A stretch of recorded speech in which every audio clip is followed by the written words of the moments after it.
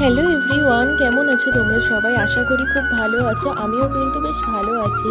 তো দেখো, আজ অনেক দিন পর তোমাদের সাথে একটা ছোট্ট ব্লগ শেয়ার করছি। আশা করি তোমাদের ভালো লাগবে।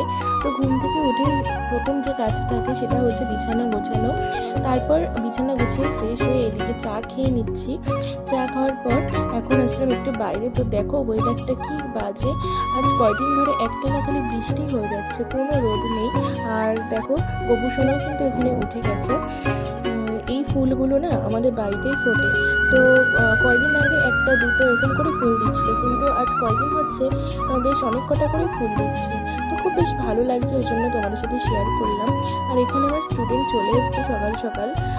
তো ওকে পড়িয়ে নিই। তো ওকে পড়াতে পড়াতে প্রায় 10টা সাড়ে 10টা বেজে গেছিলো। তো ভাবলাম সকালের খাবারটা খেয়ে নিই, না হলে এরপরে অনেক দেরি হয়ে যাবে। তো সকালের বেলায় খাবারটা খেয়ে এখানে আমার পাশের বাড়ির একটা বোন, ও বাদামের কাজ করে, তো আমাদের বাড়িতে নিয়ে এসেই করে। আমি বলি যে এখানে নিয়ে আয়, আমি তো বসেই থাকি, তো হাতে হাতে করে দিতে পারবো, তো অনেক সুবিধা হবে। তো দেখো ওর কাজগুলো করে দিচ্ছিলাম। তো কাজ কমপ্লিট করে এখানে উঠলাম আমি এখন। তো দেখি বৃষ্টি শুরু হয়ে গেছে। এখন যাব স্নান করতে, কারণ স্নান করে আমাকে পুজো দিতে হবে। তো দেখো স্নান করে আমি কিন্তু চলে এসেছি ঠাকুর ঘরে, গোপুকে ভোগ দেবো।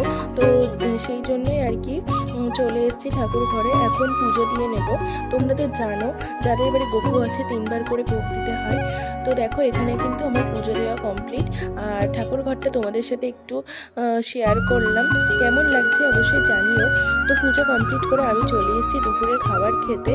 তো আজকে আমাদের বাড়িতে ডিম রান্না হয়েছিল। তো আজকের ব্লগটা এই পর্যন্ত। আবার দেখা হচ্ছে নেক্সট কোনো ভিডিওতে। টাটা।